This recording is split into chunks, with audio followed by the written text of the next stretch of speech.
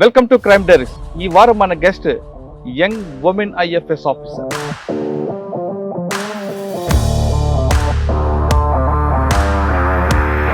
పేరు శ్వేతా బొడ్డు, DFO, Chandrapur district, Maharashtra.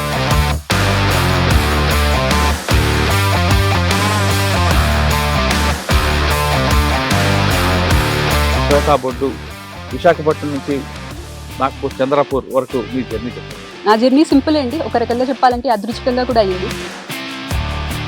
అక్కడి నుంచి ఐటీ ఖరగ్పూర్కి వెళ్ళాను. వెళ్ళిన తర్వాత అక్కడ ప్రీప్లేస్మెంట్ ఆఫర్ వచ్చింది. నేను ముంబైలో జాబ్కి జాయిన్ అవుదామని అనుకునే టైంకి మా అమ్మకి క్యాన్సర్ డయాగ్నోసిస్ అది అప్పుడు రావడం జరిగింది. ఒకవైపు అమ్మ, ఒకవైపు మీ కెరీర్. నాకు ఒక చెల్లి ఉంది.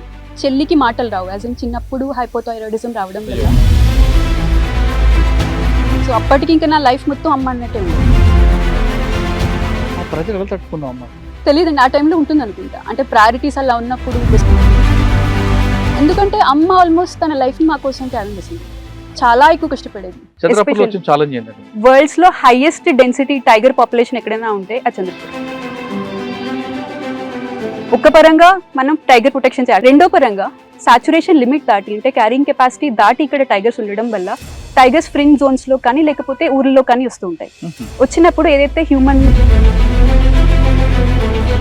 అటాక్ చేయడం కానీ, హ్యూమన్స్ చంపడం కానీ,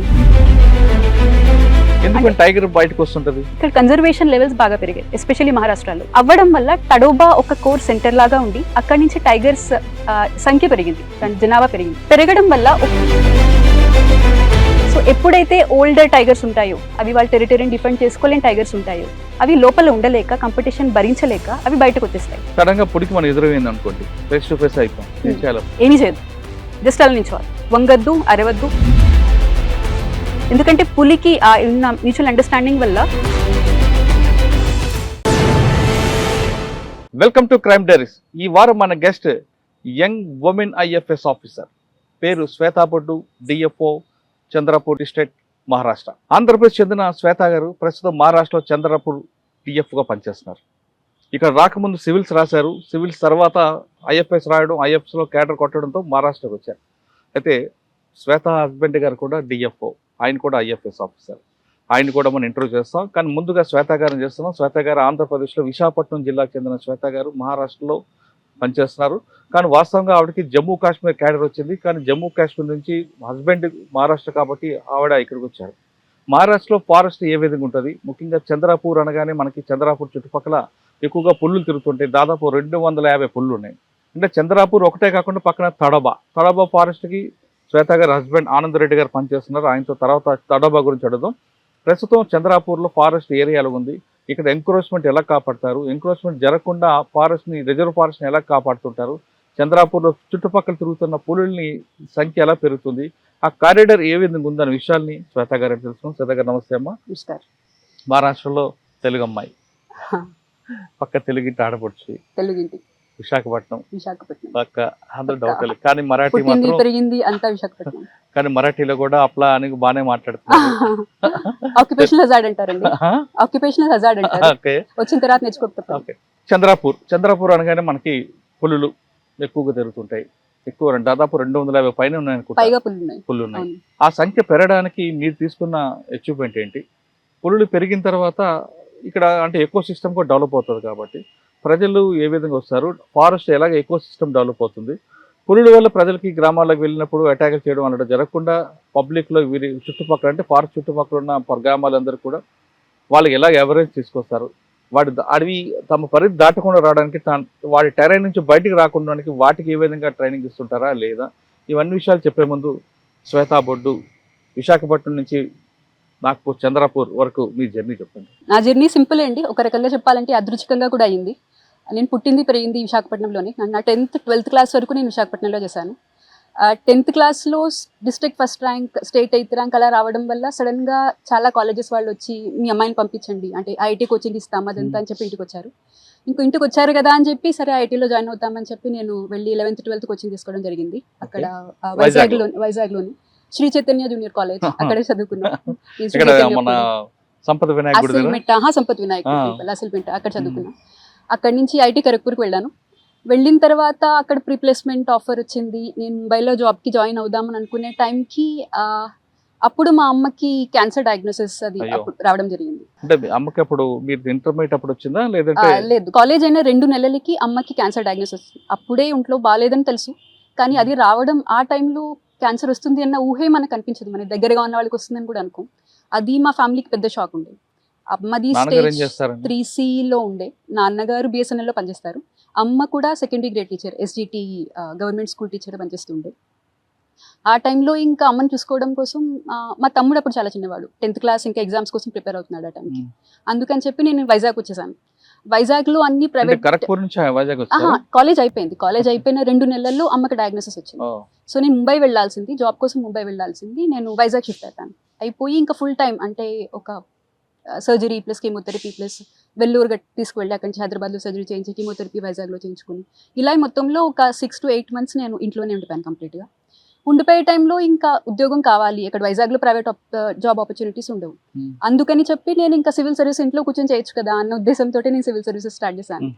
స్టార్ట్ చేసిన తర్వాత కూడా ఎగ్జామ్ రాయడం ఆప్షన్ ఏం తీసుకున్నారు? ఆప్షనల్. నా సివిల్ సర్వీసెస్లో జాగ్రఫీ ఉండేది అప్పుడు, Oh. ఒకటే ఆప్షనల్ కదా, జాగ్రఫీ తీసుకున్నాను. అది తీసుకోవడం, ఎగ్జామ్ రాయడం, తర్వాత 2 సంవత్సరాలకి మళ్ళీ అమ్మ రిలాప్స్ అవ్వడం, మళ్ళీ ఎగ్జామ్ సగం రాయడం, అలా అటు ఇటుగా అటెంప్ట్స్ అయితే ఇచ్చాను, బాగానే ఇచ్చాను. సో 2014 నుంచి 17 వరకు అటెంప్ట్స్ ఇచ్చాను. 17 అటెంప్ట్లో ఇన్ఫ్యాక్ట్ 16 అటెంప్ట్లో ఆ టైంలోనే దీంతో పాటు సివిల్ సర్వీస్ ఎగ్జామ్లో ఫామ్ ఫిల్ చేస్తున్నప్పుడు సివిల్ సర్వీసెస్ ఒక్కటైనా లేక సివిల్ సర్వీసెస్ ప్లస్ ఫారెస్ట్ సర్వీసా ప్లస్ ఉట్టి ఫారెస్ట్ సర్వీసా అన్న 3 ఆప్షన్స్ ఉంటాయి. అవి ఎప్పుడు చూస్తాం కానీ పట్టించుకో. 2016లో ఆ టైంలో 2 ఫిల్ చేశాను. ఫిల్ చేసిన తర్వాత చేయగానే అప్పుడు ఎక్కువ కాంపిటీషన్ లేకపోవడం వల్ల వెంటనే ఇంటర్వ్యూ కాల్ వచ్చింది. అయ్యో ఇంత తేలిక అన్నట్టు అనిపించింది. సో అలా కాదని 17లో ప్రాపర్గా దానికోసం ప్రిపేర్ అయ్యాం. అంటే సివిల్ సర్వీసెస్ ఎగ్జామ్ తర్వాత ఒక నెల రోజులు గ్యాప్ ఉంటే ఆ టైంలో కంప్లీట్లీ వేరే ఆప్షనల్, అగ్రికల్చర్ ఇంజనీరింగ్ ఒక ఆప్షనల్ తీసుకుని అదే నెల రోజుల్లో ఆప్షనల్స్ 2 ఆప్షనల్స్ చదివి ఇంకా అక్కడి నుంచి ఇంటర్వ్యూ కాల్ రావడం, ఇంకా అక్కడ సెలెక్ట్ అవ్వడం. ఈ 18లో ప్రాసెస్ అంతా ఎన్ని సంవత్సరాలు పట్టింది? అంటే ఐఎఫ్ఎస్ కోసం చదవడానికి ఎన్ని ఐఎఫ్ఎస్ సంవత్సరాలు కాదు, అంటున్నారు? సివిల్స్ నుంచి కూడా. అంటే ఒకవైపు Civil అమ్మని service- చూసుకోవడం, మరోవైపు చదవడం. ఆ 2 కలిపి అంటున్నారా? 14 to 17, 3 4 years. years, 3-4 Three, years. 4 years. ఇది సివిల్స్ అనేది లాంగ్ టర్మ్ కోర్స్. ఓకే, దీనికి ఎండ్ ఉంటుంది. లక్ ఉంటే ముందు వస్తుంది, లేదంటే మన ఆప్షన్ పెరుగుతుంటుంది. 7 అటెంప్ట్ వరకు రాయొచ్చు.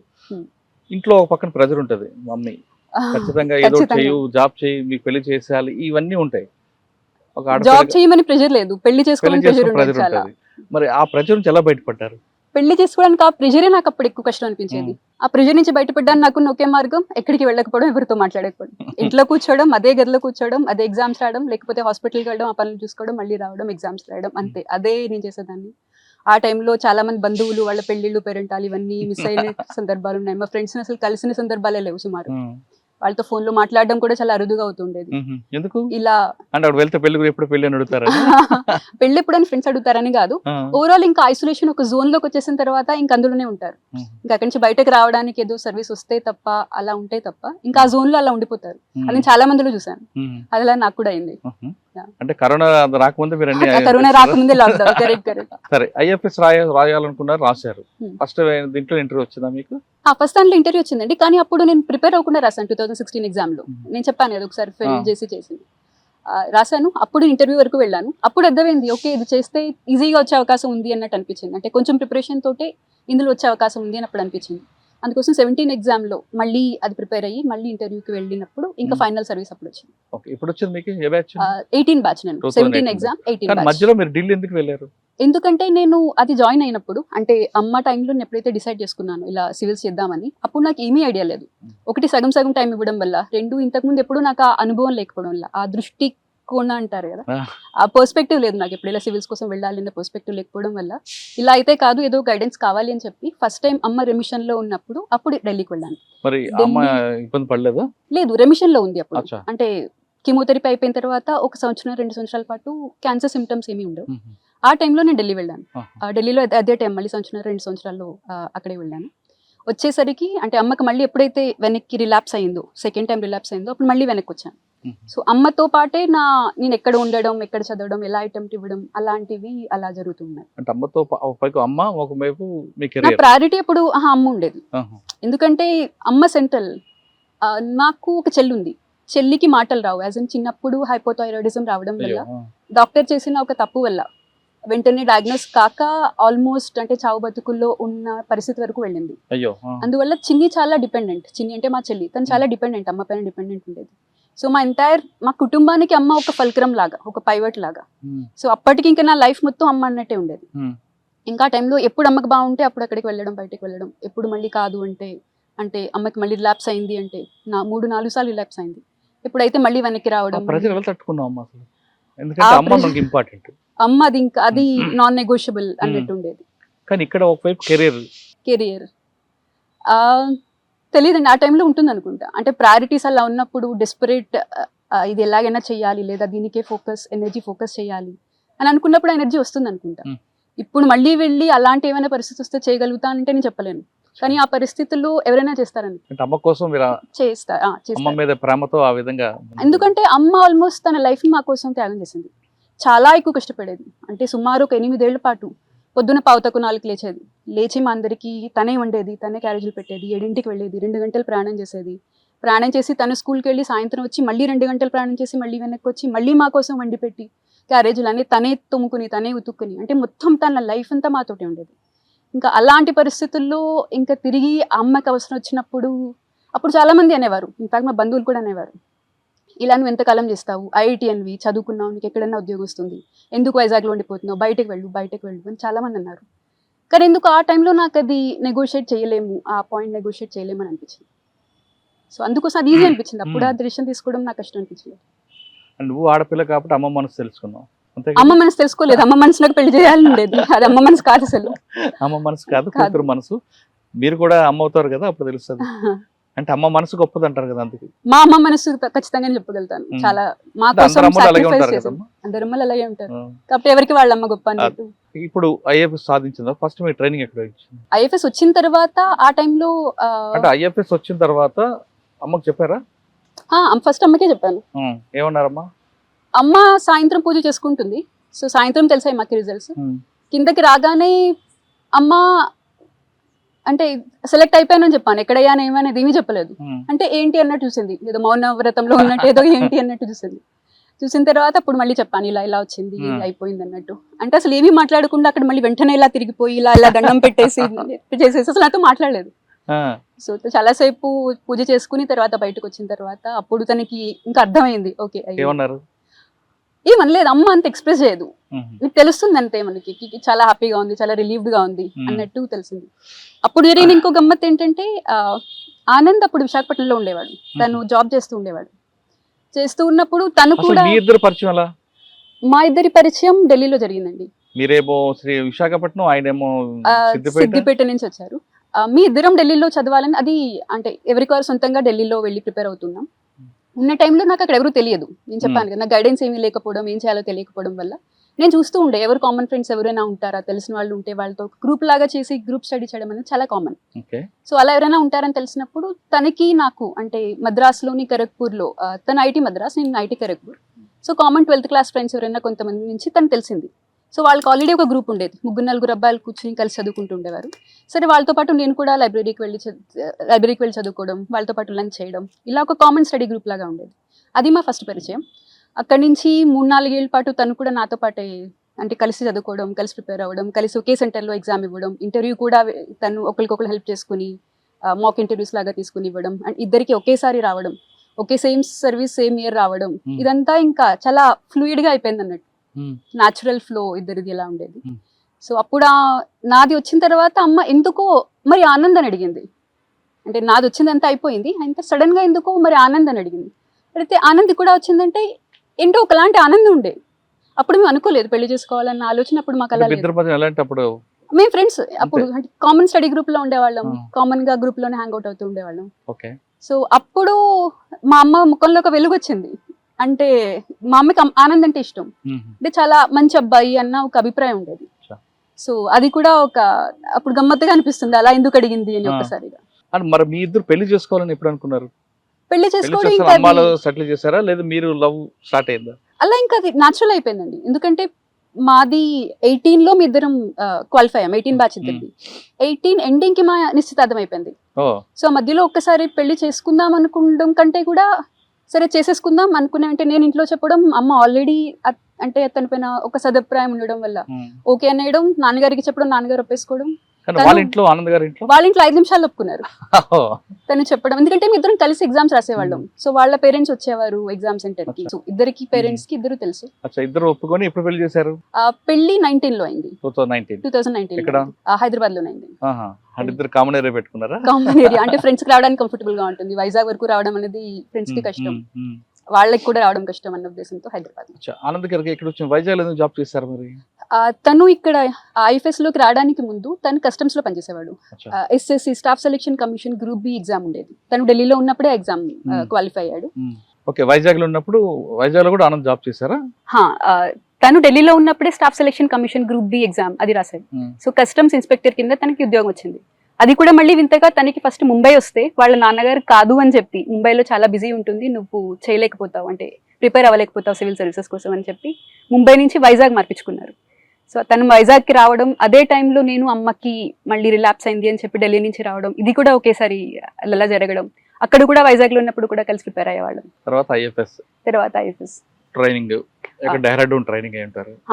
ఇందిరాగాంధీ నేషనల్ ఫారెస్ట్ అకాడమీ కలిసి. క్యాడర్ అలాట్మెంట్ ఆనంద్ గారికి మహారాష్ట్ర వచ్చిందా? అతనికి ముందు మహారాష్ట్ర వచ్చింది.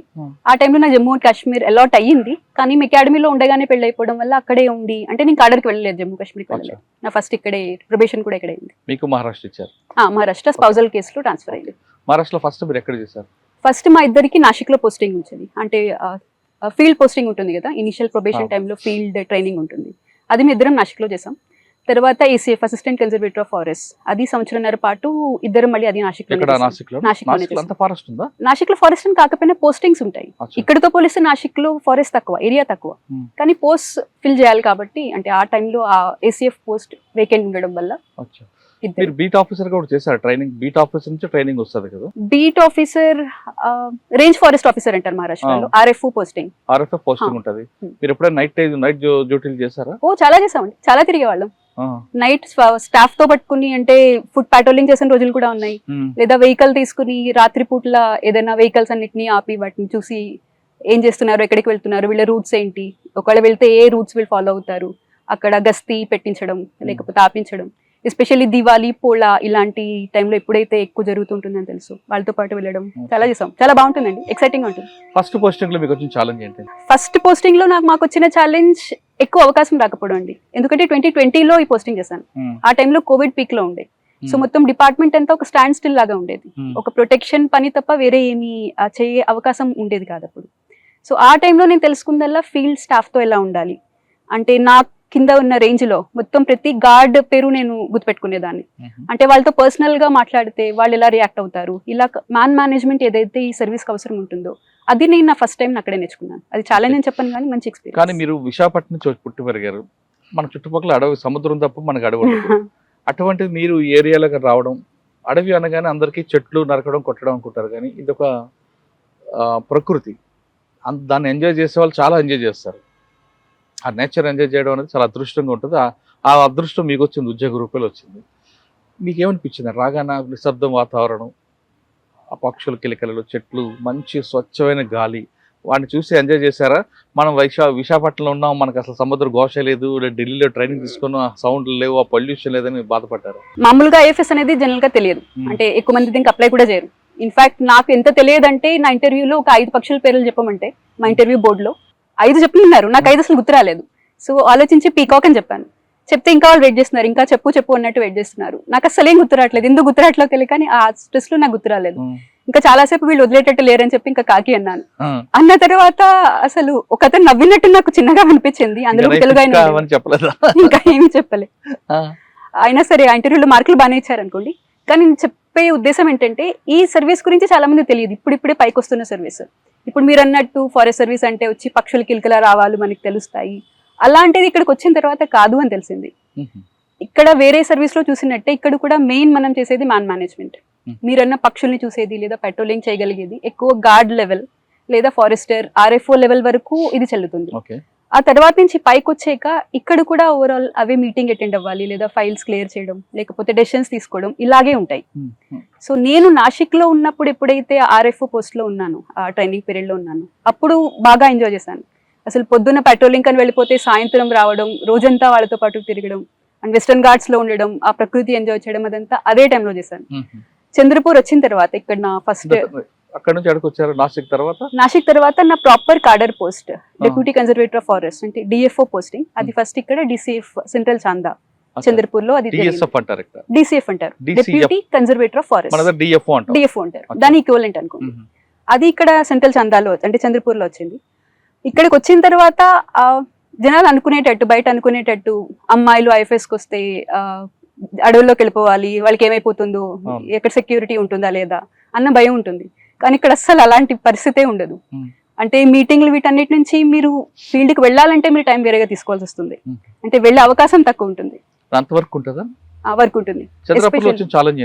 చంద్రపూర్ లో మెయిన్ ఛాలెంజ్ మీరు అన్నట్టు ఇందాక, చంద్రపూర్ అంటే ఏం గుర్తొస్తుంది అన్నారు కదా, వరల్డ్స్ లో హైయెస్ట్ డెన్సిటీ టైగర్ పాపులేషన్ ఎక్కడైనా ఉంటే ఆ చంద్రపూర్.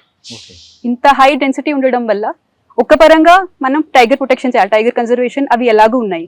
రెండో పరంగా సాచురేషన్ లిమిట్ దాటి అంటే క్యారింగ్ కెపాసిటీ దాటి ఇక్కడ టైగర్స్ ఉండడం వల్ల టైగర్స్ ఫ్రింజ్ జోన్స్ లో కానీ లేకపోతే ఊర్లో కానీ వస్తూ ఉంటాయి.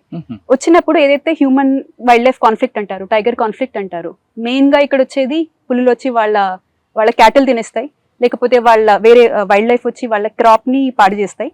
లేదంటే ఇంకా ఎక్కువగా ఇక్కడ చూస్తే టైగర్ కిల్స్ అంటారు, అంటే వచ్చి హ్యూమన్స్ ని అటాక్ చేయడం కానీ వాటిని హ్యూమన్స్ ని చంపడం కానీ, ఇది మాకు హైయెస్ట్ లెవెల్ ఆఫ్ కాన్ఫ్లిక్ట్ ఇక్కడ చంద్రపూర్ లో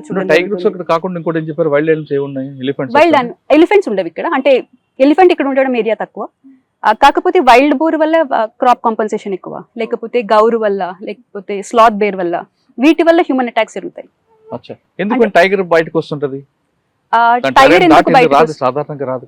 టైగర్స్ బయటకు రావడానికి కాన్ఫ్లిక్ట్ అనేది ఒక విచిత్రమైన దానికి ఒక వెనకాతల కాంటెక్స్ట్ ఉందని చెప్పాలి.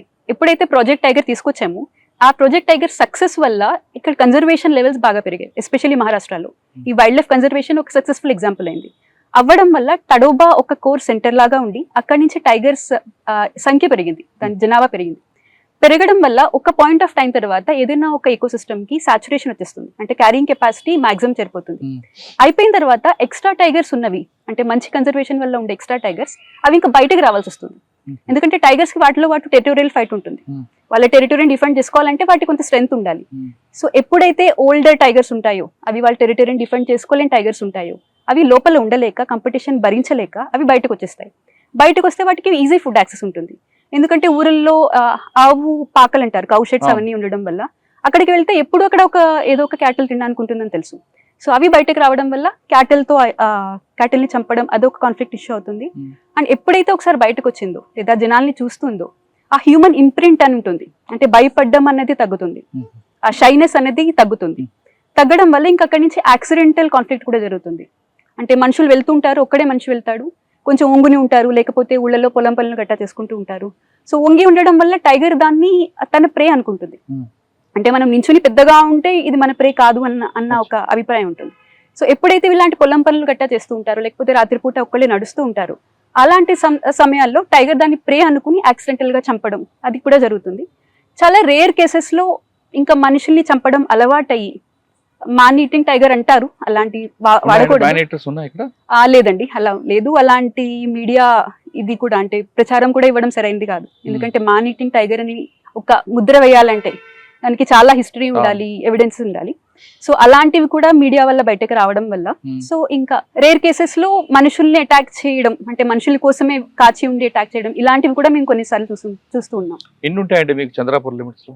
టైగర్స్ ఎన్ని ఉన్నాయంటే 250+ ఉన్నాయండి. 250+ ఉన్నాయి. కానీ బయటకు వచ్చేవి ఎన్ని ఉంటాయి? ఈ 250+ లో 100+ మాత్రమే తడోబా కోర్ ఏరియాలో ఉన్నాయి, కోర్ బఫర్ ఏరియాస్ లో ఉన్నాయి.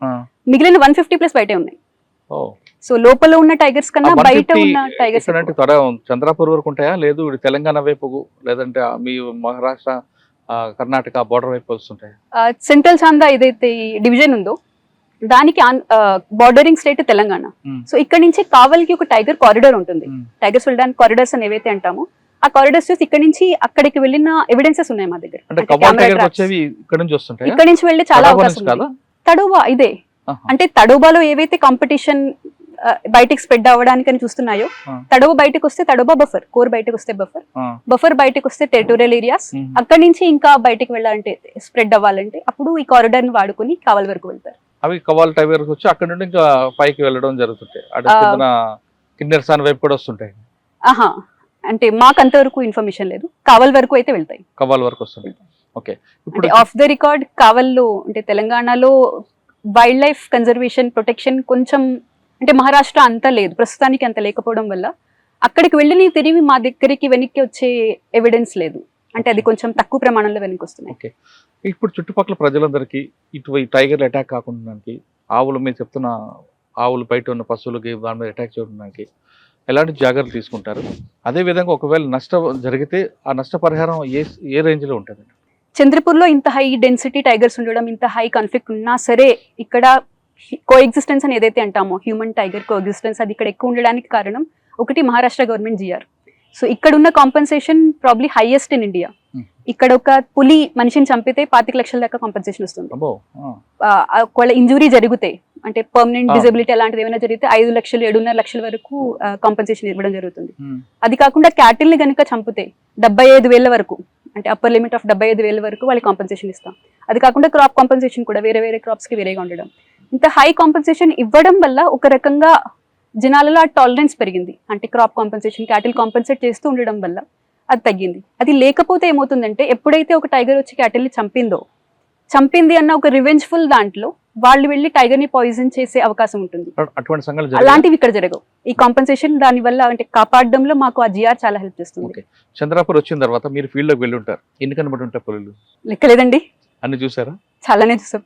పులి మనం చూడపోయిన పులిని మనం చూస్తుంది అంటారు, వాస్తవేనా? అది చాలా మంది అంటారు, కానీ మీరు చెప్పింది ఏవైతే వైల్డ్ షై టైగర్స్ అంటారు అది అంటారు. పులి మనం ఒకసారి పులిని చూసే లోపు 100 సార్లు పులిని మనం చూస్తుంది అంటారు.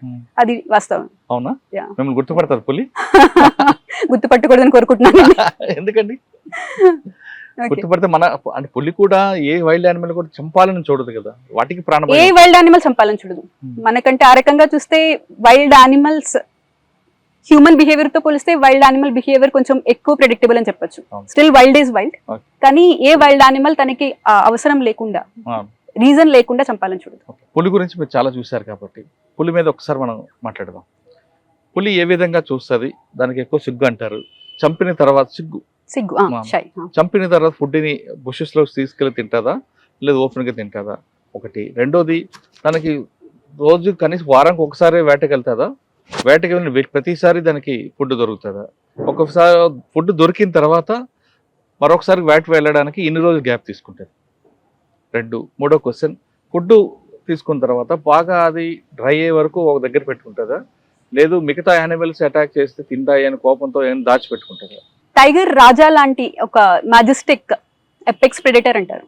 సో టైగర్ వచ్చి ఏదైనా ఒక ప్రాణిని చంపినప్పుడు మామూలుగా అనుకున్నట్టు దాని సక్సెస్ రేట్ చాలా తక్కువ. లేదు, చాలా సక్సెస్ రేట్ చాలా తక్కువ. 10%, అంటే 1 in 10 times దాని సక్సెస్ రేట్ ఉంటుంది. సో అందుకోసం పులి చాలా స్ట్రాటజిక్ గా చూసుకుంటుంది. అంటే ఎదురుగా మీకు ఒక చిన్న జింక పిల్లను, లేకపోతే చిన్న హెయిర్ అలాంటివి ఏమైనా కనిపిస్తే పులి దానిపైన అటాక్ చేయదు. ఎందుకంటే అటాక్ చేస్తే పోయే ఆ ఎనర్జీ దాని నుంచి వచ్చే మీట్ ఎనర్జీతో కాంపెన్సేట్ కాదు. అందుకోసం పులికి చాలా ఫేవరెట్, అట్లీస్ట్ ఈ ల్యాండ్స్కేప్ లో పులికి ఫేవరెట్ ఉండేది గౌర్.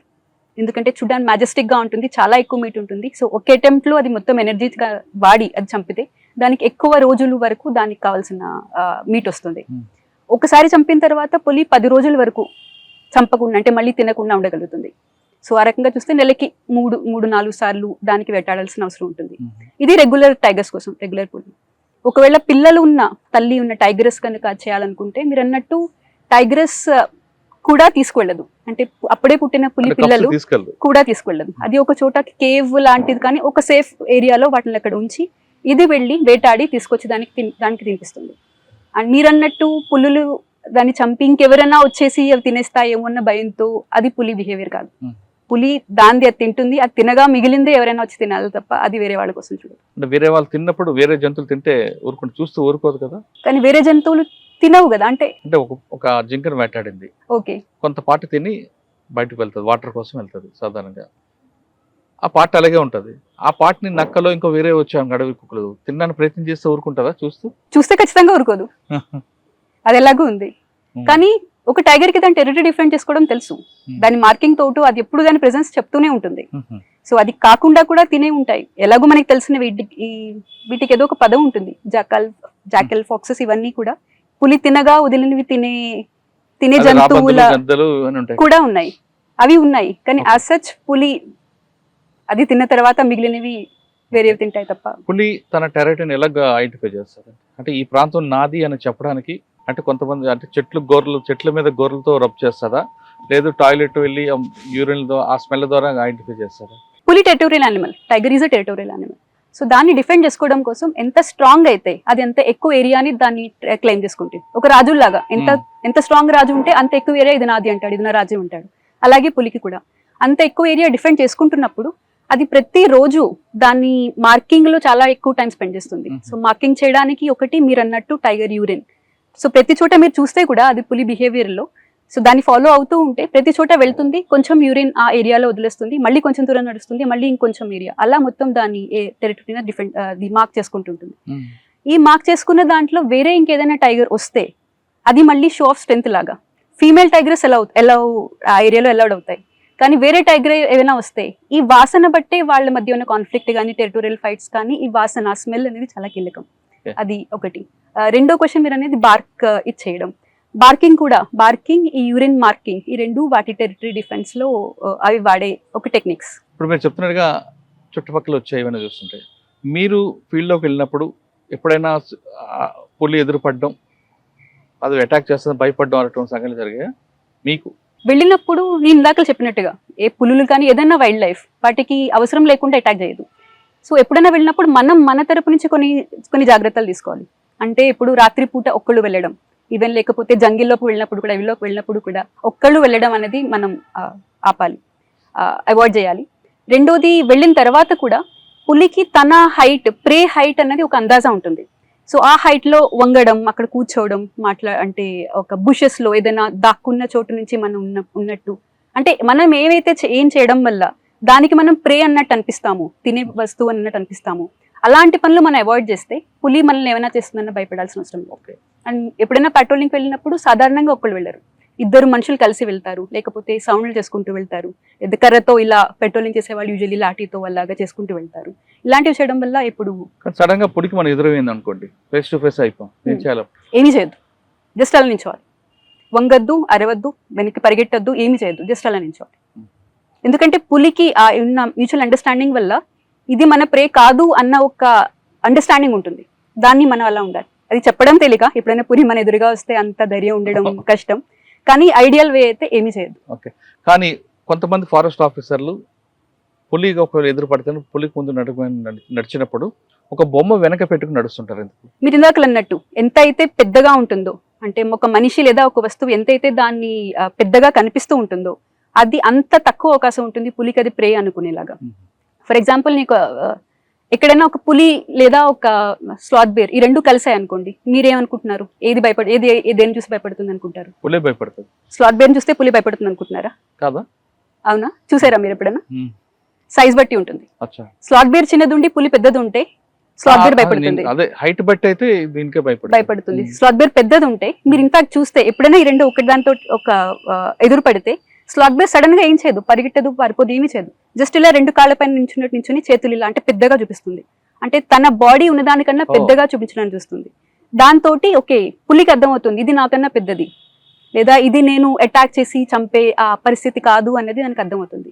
సో అలా చేయడం వల్ల ఆ భయం ఉంటుంది. మీరు ఇందాకలు అన్నట్టు వెనకాతల అది పెట్టడం వల్ల. సో దాంతో ఒక ఇదేంటంటే ముందు నడుస్తున్నప్పుడు మన ముందు ఏముందో మనకు తెలుస్తుంది, కానీ పులి వెనకాతల నుంచి అటాక్ చేస్తుంది. ఎప్పుడైనా అటాక్ చేస్తుంది ఇక్కడ పట్టుకుని అటాక్ చేస్తుంది. అలా జరగకుండా ఉండడానికి ఏం చేస్తారంటే, అంటే ఒక పైలట్ లాగా ఇక్కడ స్టార్ట్ చేశారు. సో వెనకాతల మొహం పెడితే ఇది ఒక మనిషి, అతని ముఖం ఇంత పైన ఇంత ఎత్తులో ఉంది, ఇది ఇక్కడి నుంచి కనిపిస్తుంది అన్న ఒక హైట్ అంచనా వల్ల పులి అటాక్ చేసే అవకాశం తగ్గుతుంది అన్న ఉద్దేశంతో ఇది చంద్రపూర్ సక్సెస్ అయింది. అమ్మ గురించి చెప్పండి, అమ్మ ఎలా ఉన్నారు? ఎప్పుడు? అమ్మది లాంగ్ స్ట్రగుల్ అండి, 8-9 years వరకు స్ట్రగుల్ అయ్యి ఇంకా చివరిలో అది డయాగ్నోస్ అయినప్పుడు అడ్వాన్స్ స్టేజ్ లో డయాగ్నోస్ అయింది. అందువల్ల చివరిలో చాలా స్ట్రగుల్ తోటి 2022లో చనిపోయారు. ఏమనిపించింది? చనిపోయినప్పుడు అక్కడే ఉన్నారా మీరు? ఒకటి, నా పెళ్లి చూడగలిగిందమ్మా, నాకు ఉద్యోగం రావడం చూడగలిగింది. నాసిక్ కూడా వచ్చింది ఒకసారి, మేము తీసుకొచ్చి అక్కడ కలిసి ఉన్నాం. అంతవరకు కనీసం అంటే అది కూడా జరుగుతుంది అన్న ఆ హోప్ లేకుండే ఫస్ట్ టైం డయాగ్నోస్ అయినప్పుడు. సో అంతవరకు బాగానే అనిపించింది. కానీ ఎంతన్నా అంటే ఇప్పుడు ఇక్కడ చూడలేకపోయింది కదా, ఇప్పుడు ఇలా నాతో ఉండలేకపోయింది కదా అన్నది ఆ బాధ ఉంటుంది. అది ఇంకా తీర్చలేని ఆ బాధ అది. నాన్నగారు ఇప్పుడు వైజాగ్లోనే ఉన్నారు. చెల్లి నాన్నగారి వాళ్ళ అత్తలు, ఇద్దరు అత్తలు అక్కడే ఉంటారు, ఒకళ్ళు ఇంట్లోనే ఉంటారు, ఒకళ్ళు అదే. తమ్ముడు ఇప్పుడు ఎంఎస్ చేస్తున్నాడు. చంద్రపూర్లో మీ మార్క్స్ మీకే ఉందండి, మీ అచీవ్మెంట్ ఉంది? చంద్రపూర్లో ఎక్స్పీరియన్స్ అసలు చాలా వైడ్ ఎక్స్పీరియన్స్ అండి. నేను చాలా గ్రేట్ఫుల్ నాకు అసలు ఆపర్చునిటీ వచ్చినందుకు. ఎందుకంటే ఐఎఫ్ఎస్ అన్నప్పుడు జనాలు తెలియదని అనుకున్నాం కదా, ఇది ఒక హైబ్రిడ్ సర్వీస్ లాంటిది.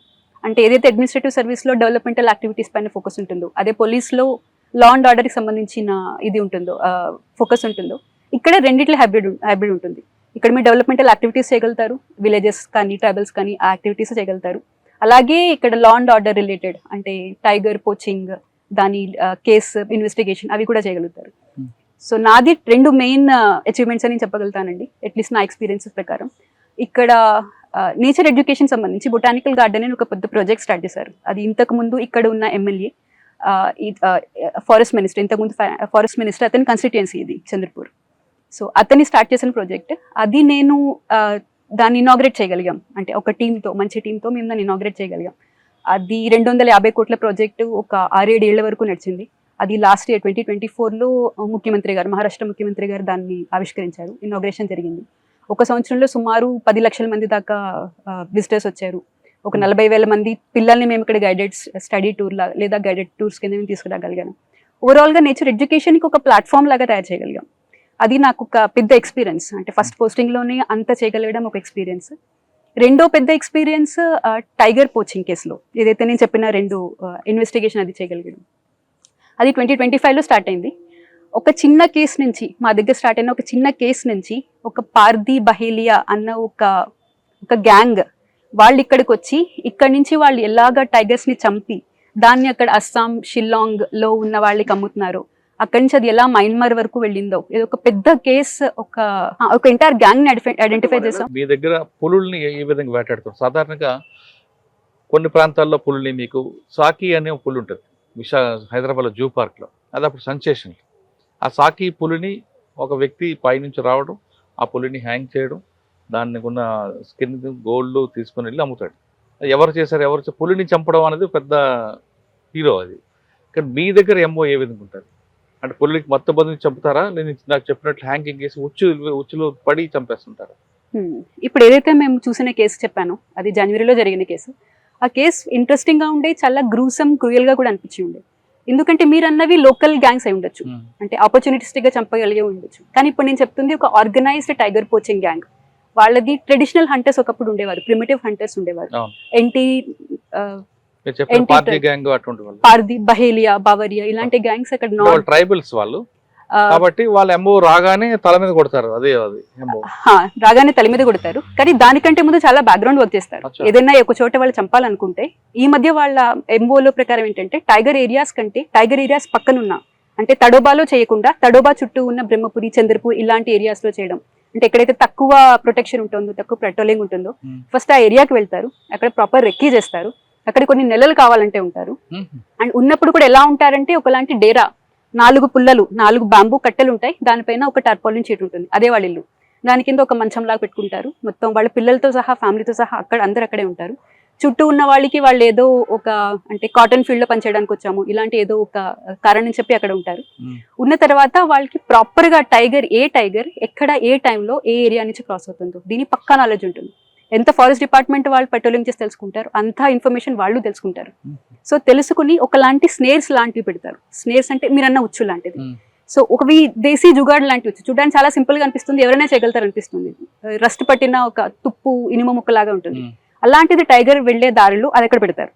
పెట్టిన తర్వాత ఎంత స్ట్రాంగ్ ఉంటుందంటే టైగర్ ఒక చిన్న సాఫ్ట్ పాయిల దాని మీద పెట్టగానే ఫట్న ఇలా పట్టేసుకుంటుంది, ఇంకా టైగర్ ఎక్కడి నుంచి కదలలేదు.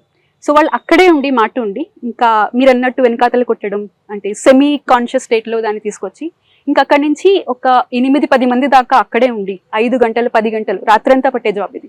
ఉండి అక్కడే ఉండి ఫటాఫట్ దాన్ని డిస్కిన్ చేయడం చాలా ప్రొఫెషనల్గా, ఎక్కడి నుంచి ఎలా కట్ చేయాలనే దాన్ని ప్రొఫెషనల్గా చేయడం. అక్కడే స్కిన్ సెపరేట్ చేస్తారు, గోర్లు సెపరేట్ చేస్తారు, ఆ మీట్ అంతా చేసి అక్కడే కప్పు పెట్టేస్తారు లేదా కాల్ చేస్తారు, కొన్నిసార్లు తింటారు కూడా. ఆ ఏరియాలో కప్పు పెట్టేసి ఇంకా ఆ రోజు తర్వాత అక్కడ ఒక జరిగిందన్న విషయం కూడా తెలియదు.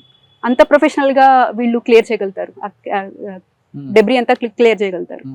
కాకపోతే ఇందులో మాకు తెలిసింది ఏంటంటే ఇందులో టైగర్ స్కిన్ కంటే కూడా టైగర్ ఎముకలకి ఎక్కువ వాల్యూ ఉంది. ఈ విషయం అంటే ఇంతవరకు మేము టైగర్ ఎందుకు చంపుతారంటే స్కిన్ కోసం అనుకునేవాళ్ళు, కానీ టైగర్ స్కిన్ కోసం ఆల్రెడీ టైగర్ ఫార్మ్స్ ఉంటాయి చైనాలో. ఇండియాలో టైగర్స్ కి ఏమి మార్కెట్ లేదు, ఇదంతా ఆల్మోస్ట్ సౌత్ ఈస్ట్ ఏషియాకి, ఈస్ట్ ఏషియాకి ఎక్స్పోర్ట్ అయిపోతుంటుంది. అక్కడ వాళ్ళకి టైగర్ స్కిన్స్ ఆల్రెడీ ఉన్నాయి, వాళ్ళు డొమెస్టిక్ అంటే జూలో పెట్టిన టైగర్స్ అలాంటి వాటిలో వాళ్ళు టైగర్ స్కిన్ తీసుకుంటారు. కాకపోతే వీళ్ళకి ఇప్పుడు కొత్తగా వస్తుంది ఏంటంటే ట్రెడిషనల్ చైనీస్ మెడిసిన్ TCM అని ఒకటి మీరు వినుంటారు. అందులో వాళ్ళు ఏంటంటే వైల్డ్ లో ఉన్న పెరిగిన టైగర్స్ దాని తాలూకా ఎముకలు, ఫ్రెష్ ఎముకలు, అందులో ఉన్న గుజ్జుతో ఏదో చేస్తే ఎఫ్రోడీజియాక్ అని, అంటే వాళ్ళకి ఇంకెందుకు వేరే వేరే కారణాల వల్ల వాళ్ళకి మెడిసినల్ గా పనికొస్తుందని, ఇలాంటి కొన్ని అపోహల వల్ల వాళ్ళు ఇక్కడ నుంచి అంటే ఇండియా నుంచి తీసుకువెళ్ళే టైగర్స్ కి ఎక్కువ ఇంపార్టెన్స్ ఇస్తున్నారు. అందులో చాలా కోట్ల ట్రాన్సాక్షన్స్ అది మేము ట్రాక్ చేసిన తర్వాత మాకు తెలిసింది టైగర్ స్కిన్ కంటే కూడా టైగర్ బోన్స్ కి వాల్యూ ఎక్కువ, వైల్డ్ టైగర్ బోన్స్ కి వాల్యూ. మీ దగ్గర ఒక కేసు దొరికింది, ఆ కేసులో అంతవరకు ఇన్వెస్టిగేషన్ ఎలా తీసుకోలేరు మీరు? లీడ్ ఎక్కడ వచ్చింది? ఇక్కడ మేము తీసుకున్నప్పుడే చాలా చిన్న కేసు, వాళ్ళ దగ్గర ఏమీ పెద్ద దొరకలేదు, ఏదో చిన్న దొరకారు ఈజీగా దొరకలేదు. ఇన్ఫాక్ట్ పారిపోయిన వాళ్ళు ఇప్పటికీ అక్కడే ఉన్నారు. అండ్ వాళ్ళు కరడు గట్టిన నేరస్తులు అన్నట్టు, అంటే మీరు చూస్తే సినిమాలో చూపించినట్టు ఎంత కుట్టినా ఏమి చెప్పరు అన్నట్టు అలాంటి వాళ్ళు ఉంటారు కదా, అలాంటి కరడు గట్టిపోయిన వాళ్ళు ఇలాంటి వాళ్ళు. సో వాళ్ళు జస్ట్ ఇక్కడ లోవర్ రంగులో ఉన్నవాళ్ళు, వీళ్ళు ఇక్కడ తీసుకుని చంపి వీళ్ళకి ఒక మిడిల్ మ్యాన్ ఉంటాడు, ఆ మిడిల్ మ్యాన్ నార్త్ ఈస్ట్ లో ఉంటాడు. సో మాకు దొరకడానికి కారణం వాళ్ళ డేరా అవన్నీ తవ్వుతూ ఉంటే కింద వాళ్ళు దాచిపెట్టారు, అంటే చంపడానికి కావాల్సిన పదును పెట్టే ఆ వస్తువులన్నీ కింద దాచిపెట్టారు. అలా చూస్తూ ఉంటే మధ్యలో వాళ్ళు చూడడానికి ఏమి లేకపోయినా వాళ్ళ బ్యాంక్ అకౌంట్స్ లక్షల కొద్ది డబ్బులు దొరికాయి. అంటే వాళ్ళ దగ్గర పాస్బుక్లు ఉన్నాయి, చాలా రకాల పాస్బుక్లు బ్యాంకులు ఉన్నాయి, లక్షల కొద్ది డబ్బులు ఉన్నాయి. సో ఇన్ని డబ్బులు ఇంత వీళ్ళ దగ్గర ఎలా ఉన్నాయి, అసలు తినడానికి తిండి లేనట్టు ఉంటారని అనిపించి అక్కడి నుంచి ఫైనాన్షియల్ ట్రైల్ని ట్రాక్ చేస్తే అంతా వెళ్ళి షిల్లాంగ్ లో ఒక పర్సన్, అతను వీళ్ళందరికీ కోఆర్డినేట్ చేస్తున్నాడని తెలిసింది. చాలా పెద్ద స్కేల్లో జరుగుతోందని, చాలా ఏళ్ల నుంచే జరుగుతోందని తెలిసింది. అక్కడి నుంచి అతన్ని ఇక్కడ పట్టుకుని ఇన్వెస్టిగేట్ చేసి చూస్తే అక్కడి నుంచి చైన్ అంటే మయన్మార్ లో పుట్టి ఇండియాలో సెటిల్ అయిన ఒక ఆవిడ అక్కడి నుంచి వీళ్ళ అంటే ఇండియాకి మయన్మార్ కి మధ్య ఒక నోడల్ గా పనిచేస్తుందని తెలిసింది. అక్కడి నుంచి అక్కడ హవాలా వాళ్ళు అంటే సరే పంపిస్తారు, సరే మరి డబ్బులు ఎలా వస్తాయి, ఆ డబ్బులకి కోసం ఒక హవాలా మెకానిజం, ఇక్కడ నుంచి అక్కడికి డబ్బులు వెళ్ళడానికి ఒక మెకానిజం, మయన్మార్ నుంచి ఇక్కడికి రావడానికి కూడా ఒక ఏజెంట్లు వాళ్ళందరూ బార్డర్ లో ఉంటారు. ఎగ్జాక్ట్ ఆ రూట్ అదంతా మాకు అంటే స్టెప్ బై స్టెప్ అలా చూసుకుంటే చాలా పెద్ద లెంత్ అంటే లెందీ ఆర్గనైజ్డ్ క్రైమ్ అన్న విషయం తెలిసింది. ఆ కేసులో ఎంతవరకు వెళ్ళారండి మీరు? ప్రస్తుతం కోర్టులో ఉంటే దాని గురించి మాట్లాడద్దు, కోర్టులో లేకపోతే రివీల్ చేయండి. కోర్టులో ఎంతమందిని అయితే మేము అరెస్ట్ చేసాము అంటే ఈ మొత్తం ఎంటైర్ దాంట్లో ఇక్కడ ఉన్న పోచర్స్, మధ్యలో ఉన్న మిడిల్ మెన్, ఆ మైన్మరీస్ ఒక లేడీ ప్లస్ ఇక్కడ ఉన్న హవాలా ఏజెంట్స్ వరకు మొత్తం లింక్ మేము తీసుకున్నాం. వాళ్ళందరినీ అరెస్ట్ చేసాం, ఒక్కొక్కసారి ఫీల్డ్ ట్రిప్ తోటి వాళ్ళని అరెస్ట్ చేసాం. ఎవరికి బెయిల్ రాలేదు, అందరు ఇప్పుడు కరెంట్లీ కోర్టులోనే ఉన్నారు అండ్ కోర్టు కేసు జరుగుతుంది. మొత్తం వాళ్ళు కేవలం చంద్రపూర్ లో చేశారు, చుట్టుపక్కల ఎక్కడ చేశారా? చుట్టుపక్కల కూడా చేశారు. ఇది ఇంట్రెస్టింగ్ గా ఏం జరుగుతుందంటే మహారాష్ట్ర కాకుండా మహారాష్ట్రలోనే వీళ్ళందరూ చాలా మంది లోకల్ పోచింగ్ గ్యాంగ్స్ ఏదైతే పార్టీ వాళ్ళు అనుకుంటున్నామో వాళ్ళు కట్నీ నుంచి అని మాకు అర్థమైంది. కట్నీలో ఎలా అంటే చాలా ట్రెడిషనల్ హంటింగ్ ఫ్యామిలీస్ ఉన్నాయి. సో ఒక్కొక్క ఫ్యామిలీకి వాళ్ళు ఒక హోలీ అలాంటి టైంలో కలిసి వాళ్ళు ఒక మీటింగ్ లాగా పెట్టుకుని ఈ ఫ్యామిలీకి ఇదిగోను మీరు చంద్రపూర్ తీసుకోండి, మీరు గడ్చిరోలి తీసుకోండి, ఇలా వాళ్ళు పంచుకుంటారు. సో ఈ గ్యాంగ్ ఇక్కడ ఎక్కువ చేసింది, వేరే చోట్ల కూడా చేసినాయి, కావల్లో కూడా చేసిన వాళ్ళు ఉన్నారు, గడ్చిరోలిలో కూడా చేసిన వాళ్ళు ఉన్నారు. కాకపోతే వాళ్ళు వేరే ఫ్యామిలీస్, సేమ్ కాస్ట్ లేదా సేమ్ ఊరు నుంచి వాళ్ళు బిలాంగ్ అయి ఉంటారు. కాకపోతే వాళ్ళు పంచుకుని ఒక సామరస్యంగా ఒక బిజినెస్ మోడల్ లాగా చేసుకున్నట్టు అనుకోవాలి. అంటే ఇక్కడ eco system tiger eco system start అవుతుంది. టూరిజం డెవలప్మెంట్ ఏ విధంగా ఉంటుంది? ఇందాక అడిగారు ఈ ఫారెస్ట్ డిపార్ట్మెంట్ పనిలో ఎంత లోకల్ పీపుల్ సపోర్ట్ కావాల్సి ఉంటుందని. దానికి ఒక బెస్ట్ ఎగ్జాంపుల్ నా టెన్యూరోలో నేను చూసాను. ఇక్కడ మేము కార్వా సఫారీ అని ఒక టెరిటోరియల్ ఏరియాలో సఫారీ స్టార్ట్ చేసాం. టైగర్ రిజర్వ్స్ లో టైగర్ సఫారీ ఉంటూనే ఉంటుంది. మేము ఇది స్టార్ట్ చేయడం వల్ల ఏం జరిగిందంటే ఒక సంవత్సరం 2 సంవత్సరాల్లోనే జనాలు రావడం మొదలు పెట్టారు. మేము తడోబా కంటే కూడా తక్కువ ఖర్చుతోటి, తక్కువ సఫారీ డబ్బులతోటి మేము ఎంట్రీ ఇవ్వడం స్టార్ట్ చేసాం. టైగర్లు కనిపించడం కూడా మొదలు పెట్టాయి.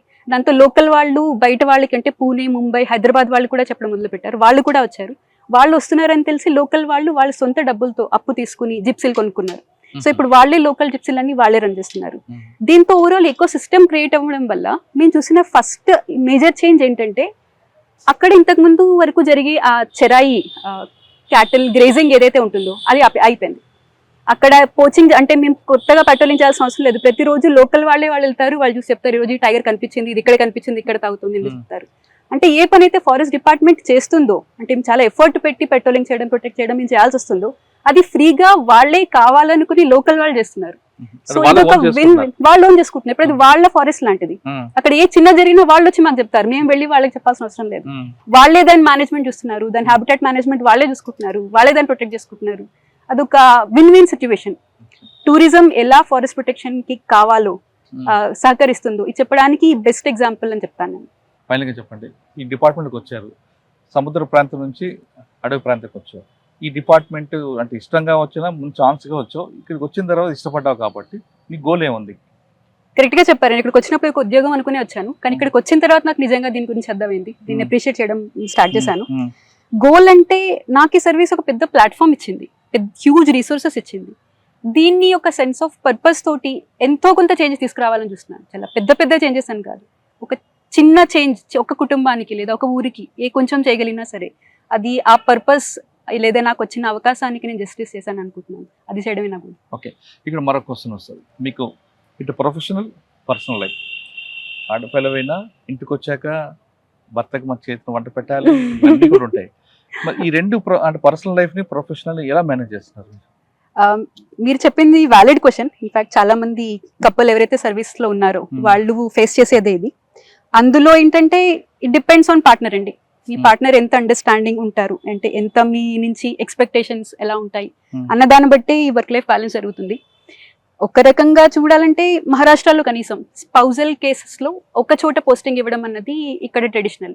ఆ రకంగా ఇబ్బంది ఉండదు. లైక్ మీ ఇద్దరం నాసిక్లోనే కలిసి పనిచేసాం, ఇక్కడ చంద్రపూర్లో కూడా కలిసి పనిచేస్తున్నాం. అది కాకుండా ఉన్నది అంటే ఇంకా పార్ట్నర్ మధ్య అండర్స్టాండింగ్ ఎంత బాగుంది, అండర్స్టాండింగ్ బట్టే ఉంటుంది. మీ ఇద్దరిలో ఎవరు వంట చేస్తే మీకు ఇష్టం? అంటే ఆయన చేస్తారా లేదా మీరు చేసి పెడతారా? పోహా తప్ప ఏమీ చేయడం రాదు. సో ఇంకన్నా క్వశ్చనే లేదు. మీకు పోహా తప్ప రాదు? తనకి పోహా. నేను ఈ మధ్య బాగానే చేస్తున్నాను అనుకుంటున్నాను. నాకు మీరు తను అడగండి, తను బాగా చెప్తాడు. అడుగుతా. కానీ ఇంటికి వచ్చాక కూడా ప్రొఫెషనల్ గా మాట్లాడుకుంటారా, లేదు పర్సనల్ లైఫ్ ఉంటారా? అలా లేదు, ప్రొఫెషనల్ గా డిస్కస్ చేస్తూ ఉంటాం. ఆ రోజు ఎలా జరిగింది, ఎందుకంటే ఇద్దరికి కామన్ గా ఉండేవాళ్ళు చాలా మంది ఉంటారు. ఎవరైనా బాసులు కానీ లేదా ఫ్రెటర్నిటీ కానీ ఇద్దరికి చాలా కామన్ ఉంటాయి. సో అది మాట్లాడుకుంటుంటాం. అది కాకుండా కూడా వేరే మాట్లాడుకోవడం ఇంపార్టెంట్ మీరన్నా ఆ బ్యాలెన్స్ తీసుకురావడానికి. ఎందుకంటే మొత్తం ఇంట్లో బయట అంతా అదే ఉంటే ఒకలాంటి ఆ రట్లో ఉండిపోకుండా బయటకు వెళ్ళడం అంటే వి లైక్ ట్రావెలింగ్, సో బయటకు వెళ్తూ ఉంటాం. అది ఒకటి. లేకపోతే we like doing things together. Training నుంచి కూడా మేము చాలా హాబీస్ ఏవైతే ఉంది కలిసి చేస్తూ ఉన్నాం. ఇద్దరం కలిసి టేబుల్ టెన్నిస్ ఆడుతూ ఉంటాం. ఇన్ఫాక్ట్ తనే నాకు నేర్పించాడు టేబుల్ టెన్నిస్. సో ఇలాంటి హాబీస్ కూడా బయట ఉండడం అనేది ఇంపార్టెంట్. అంటే ప్రొఫెషన్ లో కాకుండా ఇంటికి వచ్చాక రిలాక్స్ అవ్వడం ఏం చేస్తారు? టేబుల్ టెన్నిస్ ఆడడం ఇంకా వేరేగా ఇద్దరు కలిసి వంట చేయడం లేదంటే బయటికి వెళ్ళడం చేస్తుంటారు? నేను వంట చేస్తూ ఉంటాను, తను తింటాడు. అదొక హాబీ ఒకటి. లేదంటే రన్నింగ్ చేస్తాం కలిసి. ఇక్కడ స్టేడియం ఉంటుంది, అంటే ఇంటి ఎదురుగానే స్టేడియం ఉంటుంది. కలిసి వాక్కి వెళ్తాం, లేకపోతే రన్నింగ్ కోసం వెళ్తాం. లేదా టేబుల్ టెన్నిస్ ఇంతకుముందు ఆడుతూ ఉండేవాళ్ళం. ఇప్పుడు వంట చేయడం అలాంటివన్నీ. ప్రతి ఫేజ్ లో ఏదో ఒకటి కొత్తగా ఉంటుంది. లేదా కలిసి ఏదైనా సిరీస్ చూస్తూ ఉంటాం. Okay, TV series.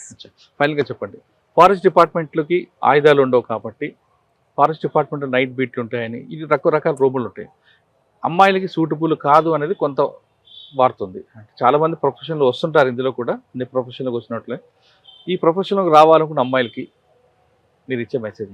ఐఎఫ్ఎస్లోకి రావాలా వద్దా అని ఆలోచించే అమ్మాయిలకి నా సింపుల్ మెసేజ్, కమ్.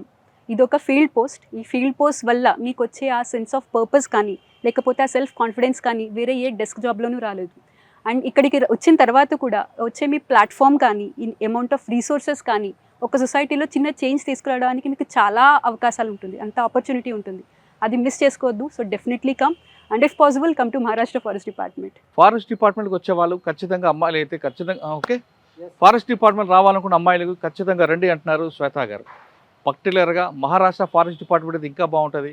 ఒక లక్ష్యంతో రావాలనుకునే వాళ్ళకి ఈ డిపార్ట్మెంట్ చాలా బెస్ట్ ప్లాట్ఫామ్ అంటున్నారు. ముఖ్యంగా ఆడపిల్లలు అయితే ఇందులో చక్కగా ఎంజాయ్ చేయొచ్చు. నేచర్ని ప్రేమించే వాళ్ళు, ప్రకృతి ప్రేమించే వాళ్ళు కూడా ఈ డిపార్ట్మెంట్ రండి అంటూ శ్వేత గారు సలహా ఇస్తున్నారు. ఇది వారం శ్వేత ఐఎఫ్ఎస్ గారితో ఎక్స్క్లూజివ్ ఇంటర్వ్యూ. వచ్చే వారం మరొక గెస్ట్తో మళ్ళీ కలుద్దాం. అంతవరకు నమస్తే. Thank you very much. And for more videos, Please subscribe to iDream. Please subscribe to iDream. Please subscribe iDream. And please subscribe to iDream. For more videos, subscribe to iDream. Please like, share, and subscribe to the channel. Congratulations, iDream. Subscribe to iDream. Subscribe to iDream. So subscribe to iDream Media. iDream ki iDream team అందరికి huge congratulations. Please subscribe iDream Media. Please subscribe to iDream. Subscribe iDream. Please subscribe to iDream. iDream అంటే నా కళల channel subscribe చేసుకున్న నోరు తిరుగుతలేదు, మీరైతే గంట గుర్తు కొట్టండి. For more such videos, please subscribe to iDream. Subscribe to iDream. Please subscribe to iDream. Please subscribe iDream Media. Please do subscribe to iDream. Please subscribe to iDream Media. For best entertainment and information, please subscribe iDream. And don't forget to subscribe to iDream.